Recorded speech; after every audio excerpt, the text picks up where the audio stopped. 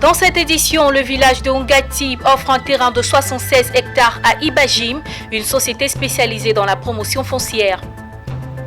Et puis le comité de suivi pour la représentativité genre est mécontent. Il dénonce le non-respect du genre dans les processus électoraux.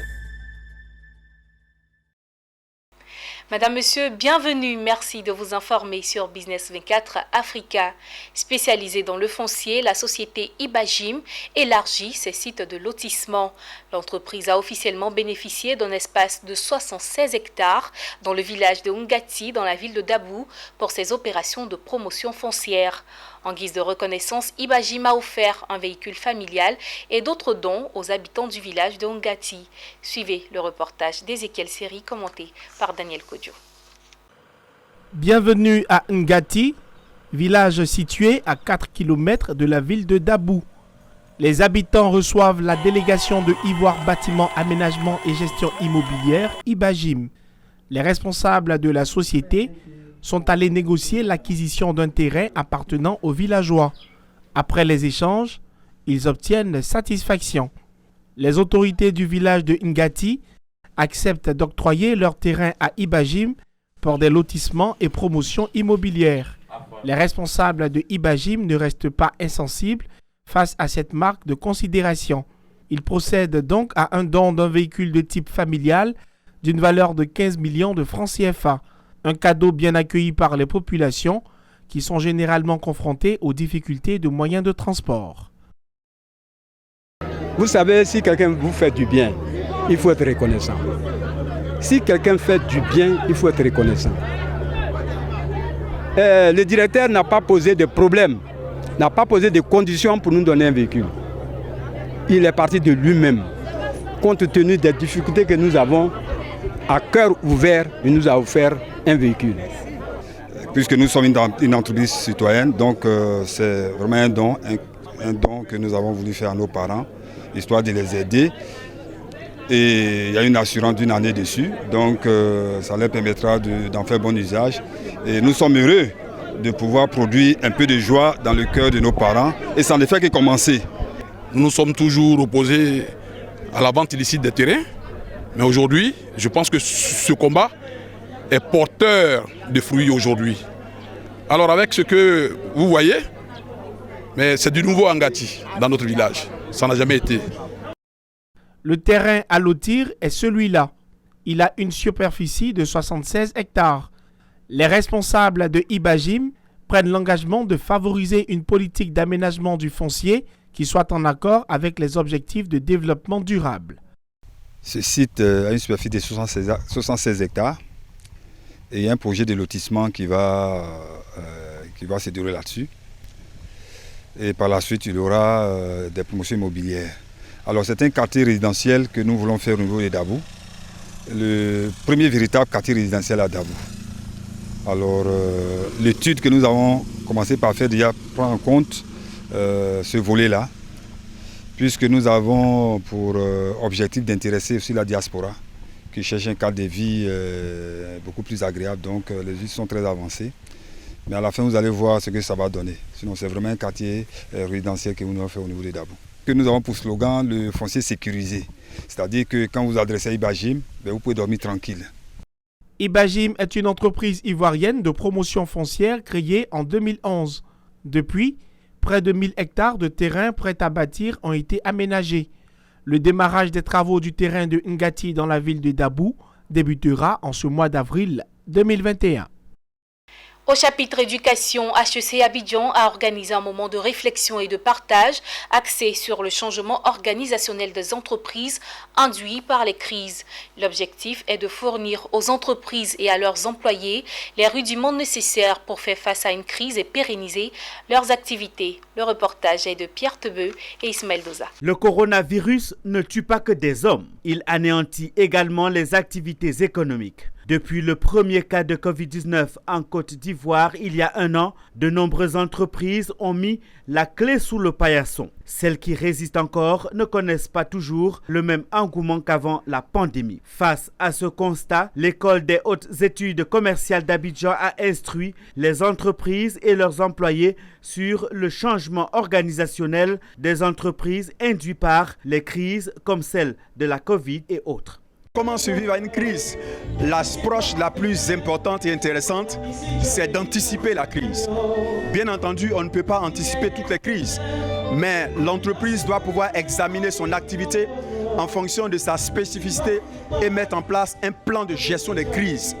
Et à cela, on doit pouvoir dégager, on doit pouvoir faire ressortir une cellule de crise qui doit, avant que la crise n'arrive, doit anticiper, imaginer les différents scénarios possibles, de sorte à mettre en place des plans de riposte, de sorte que même quand la crise arrive, on est prêt.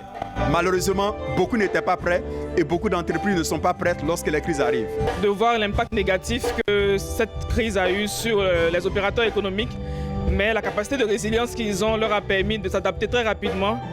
Et c'est vrai qu'il y a eu des dommages collatéraux assez négatifs, mais on constate quand même tant bien que mal qu'ils essaient de se maintenir et c'est à encourager. Cette conférence organisée par HEC Abidjan constitue une plateforme de rencontres et d'échanges entre les auditeurs de son centre de formation continue. Un centre destiné aux personnes en activité désireuses de renforcer leurs capacités. Déjà, on va dire merci au président fondateur du groupe HEC Abidjan, M. Koné Lama, qui a permis au groupe d'avoir un centre corporate. Créé en 2001, HEC Abidjan s'est assigné pour principale mission d'œuvrer au développement et à la pérennisation des entreprises en Côte d'Ivoire et partout en Afrique. D'où l'exécutif MBA et le Doctorat of Business Administration, deux diplômes internationaux qu'elle propose aux managers des entreprises pour donner un coup d'accélérateur à leur carrière professionnelle. Également dans le chapitre éducation, l'Institut de sécurité maritime interrégionale ISMI de l'Académie régionale des sciences et techniques de la mer ARSTM d'Abidjan a procédé à la remise de diplôme de la 4e promotion du Master 2 Droit et sécurité des activités maritimes et océaniques. La cérémonie s'est déroulée en présence de Jean-Christophe Béliard, ambassadeur de la France en Côte d'Ivoire, et de Soro Benjamin, représentant Philippe Légré, ministre des Affaires maritimes, parrain de la cérémonie.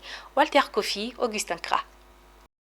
11 cadres issus des administrations publiques et privées provenant de la Côte d'Ivoire, du Togo, du Bénin, du Congo et du Gabon ont reçu leur diplôme en droit et sécurité des activités maritimes et océaniques des AMO. Ce parchemin vient couronner une année de formation à l'Institut de sécurité maritime interrégionale ISMI de l'Académie régionale des sciences et techniques de la mer d'Abidjan, ARSTM. Dispensée avec la collaboration de l'Université de Nantes, cette formation a pour objectif de renforcer les capacités des hauts cadres en matière de sécurité et de sûreté maritime et d'amener ces derniers à comprendre tous les enjeux de la mer. La vision de l'Académie, c'est d'être une institution au cœur des enjeux maritimes mondiaux. Et les questions de l'insécurité maritime, qui sont les questions que nous adressons maintenant, c'est-à-dire la piraterie, la cybercriminalité. Tout à l'heure, on vous en parlait, le trafic de drogue. Ces étudiants sont, quand ils viennent ici, déjà des professionnels. C'est même des gens de très haut niveau. Ils viennent ici pour apprendre encore plus, pour se connaître avec les collègues des pays alentours. Donc là, pendant ce cycle, ils acquièrent encore plus de compétences qui mettent au service de leur administration respective. Les diplômés entendent mettre leurs connaissances acquises au cours de cette formation au profit des pays du Golfe de Guinée. Pour eux, ce parchemin est l'aboutissement d'un travail de dur labeur, car la formation se veut rigoureuse. Et le diplôme d'ISMI, le diplôme de droit et de sécurité des activités maritimes océaniques, est un diplôme difficile à acquérir. Mais grâce au travail, grâce à la cohésion, à l'esprit d'équipe que nous avons eu tous ensemble dans la promotion, l'objectif a été atteint. Notons que cette cérémonie a marqué également la rentrée académique pour la promotion 2020-2021, composée de 24 étudiants provenant de 5 pays du Golfe de Guinée dans la Côte d'Ivoire, le Bénin, le Togo, le Gabon et le Congo. Cette formation traduit la volonté de l'ARSTM et de l'ISMI, celle de faire la promotion et la protection de l'économie bleue. Et comme annoncé dans les titres, en Côte d'Ivoire, plusieurs textes statuaient pour 30% de femmes dans les instances de décision. Mais il a fallu la dernière élection législative pour se rendre compte que les textes à eux seuls ne suffisent pas pour amorcer la dynamique. Le comité de suivi pour la prise en compte du genre dans les processus électoraux dénonce justement le non-respect des lois. Zeynab Dosso, Ezekiel Seri. Elles sont mécontentes. Elles, ce sont les femmes membres du comité de suivi pour la prise en compte du genre dans les processus électoraux. Elles s'attendaient à ce qu'à la dernière élection législative, les femmes soient mieux représentées. Le jeudi 25 mars 2021, le Conseil constitutionnel proclamait les résultats définitifs des élections législatives. 32 femmes, soit 12,59% sur un total de 254 députés ont été élus. Un taux en augmentation de 3 femmes députées par rapport à la dernière législature, mais toujours loin du minimum de 30% de représentativité féminine tel que réclamé par les textes. Notamment la loi numéro 2019-870 du 14 octobre 2019 favorisant la représentation de la femme dans les assemblées élues, adoptée en conséquence, ainsi que le décret numéro 2020-941 du 25 novembre 2020 qui en fixe les modalités d'application en ordonnant aux partis politiques de représenter au moins 30% de candidates pour les assemblées élues. Pour les scrutins uninominaux ou de listes, un minimum de 30% de femmes sur le nombre total de candidats présentés au cours de la consultation électorale est exigé. Ce qui n'a pas été respecté par la majorité des listes validées par la CEI et entérinées par le Conseil constitutionnel, malgré notre requête en annulation. Au regard de ce qui précède, et constatant une violation des droits des femmes à participer équitablement au processus électoral en Côte d'Ivoire, nous, femmes, regroupées au sein des associations membres du comité de suivi pour la prise en compte du genre dans les processus électoraux, dénonçons encore une fois cette situation. Exprimons notre désapprobation et notre scepticisme quant au respect des droits à la participation politique des femmes dans notre pays et réclamons justice.